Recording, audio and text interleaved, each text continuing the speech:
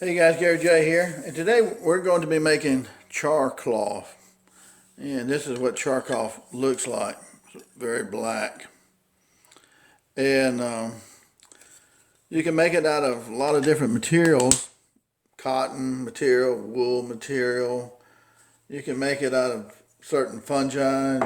You can make it out of chestnuts, pine needles, punk wood, which is rotten wood that's spongy. Many other things. Has to be something that was living, fibrous material that's a living material. And you're breaking it down to its natural carbon state. And we're going to make it using the mess kit here. And this is a military mess kit, in case you guys don't know what this is. And this is the handle to it right here, where you would hold it. And this right here is a plate. Put your food in here. And so this is a simple military mess kit. Sometimes you can get them for like $5. I don't know what they cost now. This is an older one here, and it's well made. And I've cooked on it before. So this makes a very good lid on top of it too. So it doesn't seal it 100%, but you don't want it sealed 100%. You want to have some leakage there. So what do you do to make char cloth? Well, decide what you're going to make it out of. Probably the number one thing that most people make char cloth out of is cotton t-shirts or underwear or anything cotton material, especially those types that are kind of like the tank tops or the ones with sleeves cut out on them. And see, this right here is a t-shirt.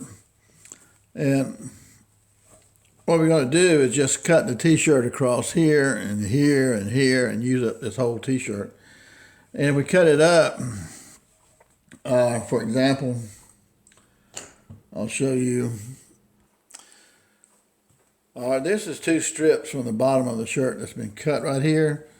You can take it and roll it up like a cigar, but roll it up real loosely. And not tight. You don't want it tight. You don't want to compact it. Now you can roll it up like that and set your roll in here like that. Or you can cut it in squares. Squares may work better than having it rolled up. But that's what you're going to be doing, and you do the whole t-shirt that way. And you'll get maybe 6 rolls in here, something like that.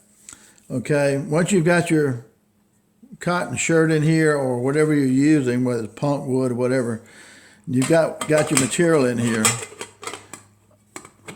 Set this on here firmly so that it's flush all the way around, and push your handle down.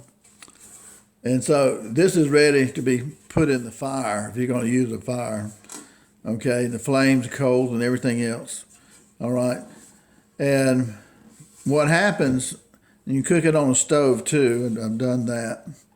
I don't recommend cooking it on a stove because it leaves a burnt shirt smell in your house for several days in the kitchen and living room, so don't do that. But it's got a little opening right here where it doesn't seal 100%, and that's good because what happens is that as this thing is heated up, it may take 30 minutes to do this larger container right here. And so as it heats up, that's 8 inches wide.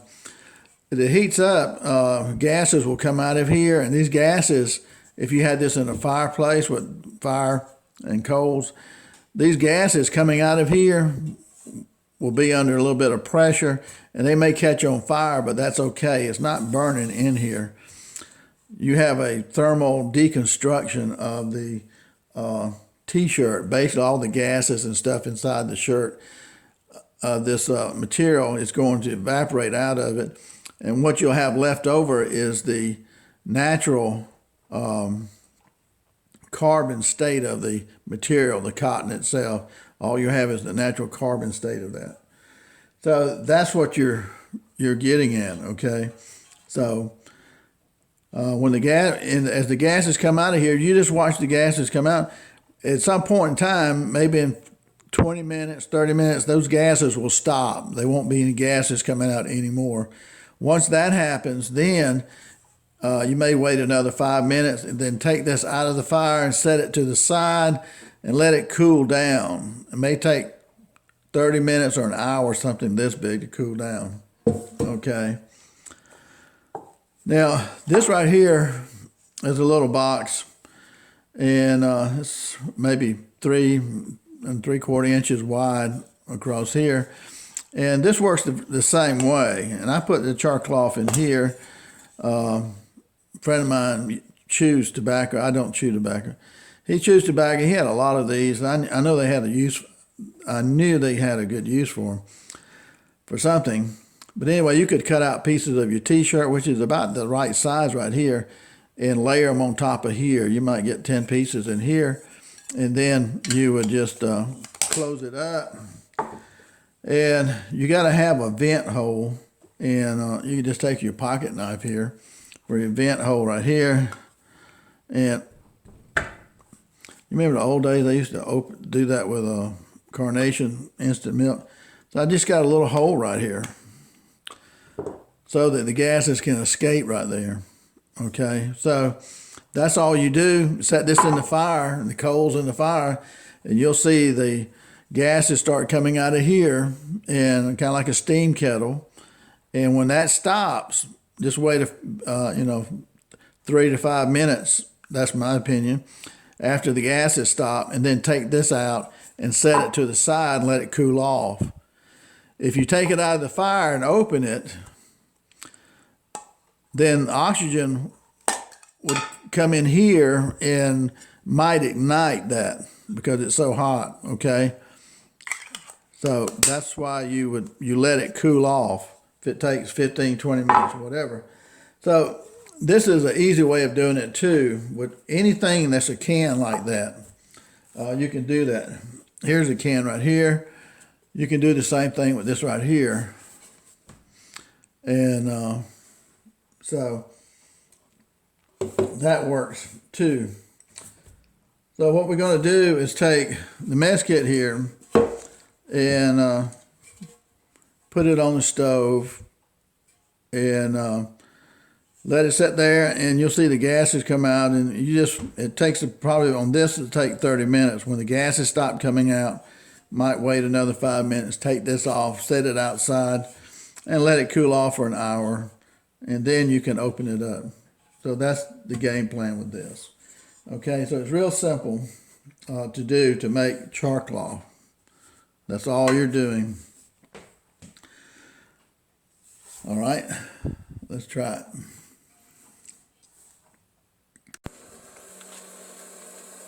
You may be able to see right here. We're starting to see a few of the gases coming off right here. And this is real easy to do, whether you have the small can that you put your cotton material in and put a hole in the top of it for the gases to escape. And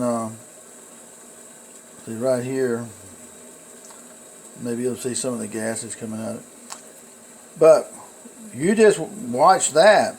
As the gases come out, sometimes if you have it in a fire with flames and all, those gases will catch on fire, but that's fine. It's not hurting anything on the inside here. And so when those gases burn off, and they'll eventually stop coming out. And again, when those gases stop coming out, then it'll get a lot stronger than that. It'll be really obvious. But when the gases stop coming out, then you will know that it's time to take this off the fire and let it cool down for 30 minutes or an hour. Okay guys, this is much later, 3 hours later. Been outside building a fire. This thing's cold now for sure. So let's see what it did. Okay guys, now I had to pry this up right here because it's like it's not welded, but it's sticky, whatever it is that's coming around the edges right here. So I had to pry that up. Let's see what it looks like.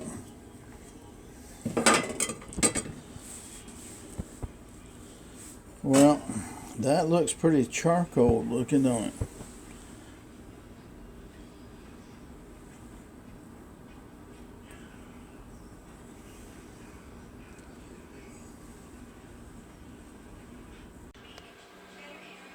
Okay, I unrolled one of these, and all this black part, this is the good stuff. The brown right here didn't work. It'll still burn, but it won't burn like the black.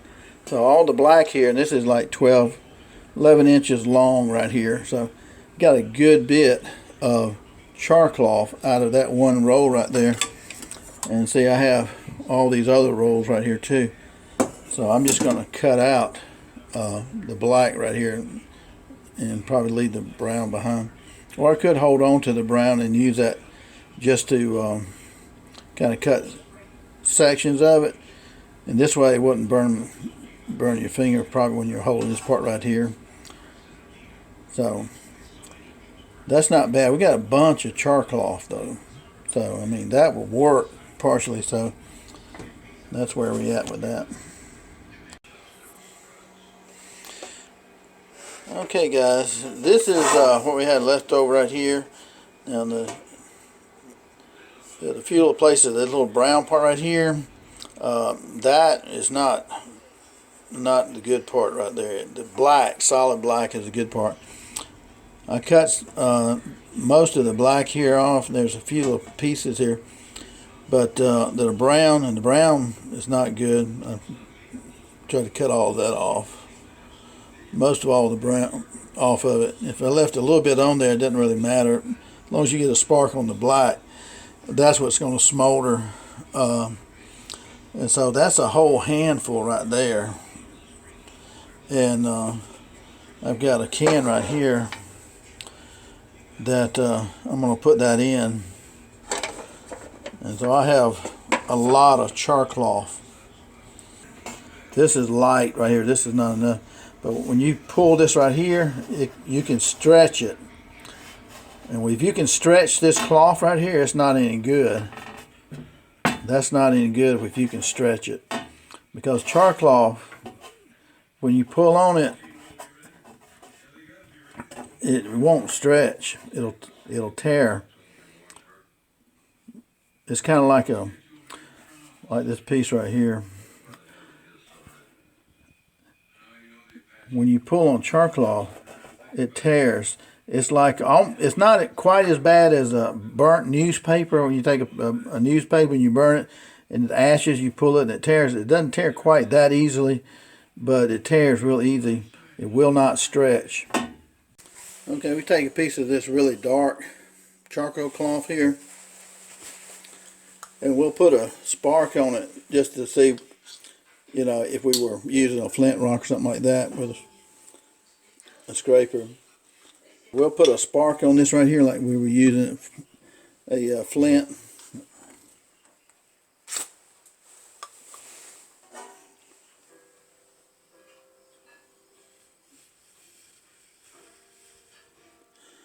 We blow on that.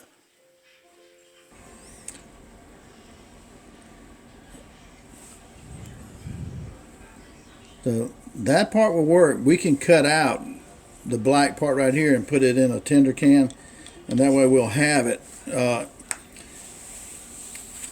really, I don't want to use this on that so much. I'd rather use my flint and striker to do that. You see that? This thing is just keeps smoldering.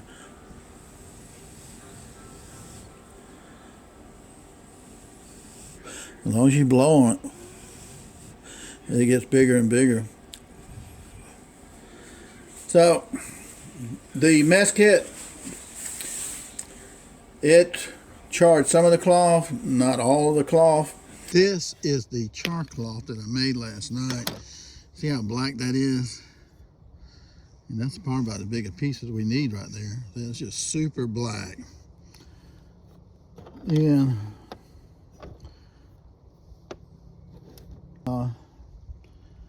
I'm just checking this char cloth right now. Okay, so this is our bird's nest, our real bird's nest. Okay, I'm gonna put this piece of wood on the char cloth there, and we'll, let's see if we can magnify that a little bit. Okay, now what I'm gonna do here with my striker, I'm just showing you the sparks. I'm not trying to light this.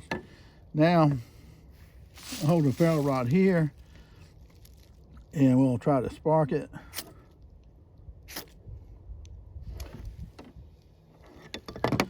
And just one little spark right here. That's all it takes, one little spark.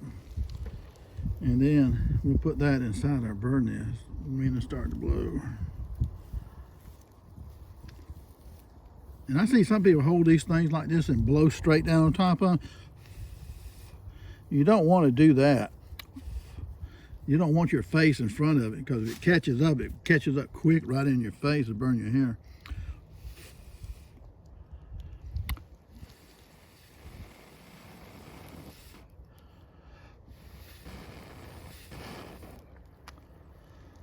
Okay, you see that, guys? And so this char cloth, and this right here still burns, it'll burn for a while, a lot quicker than a match. So wind is your friend when it comes to char cloth. And see how well that burns right there? This piece of wood right here. Now, I have lighter wood. I have plenty of lighter wood. Normally, I would have lighter wood, and I'd have this shaved up right here if I was making a fire. It'd be in little shivers like that with regular wood. And so, you see how easy that was? Just one spark. Like, there's just one spark right here.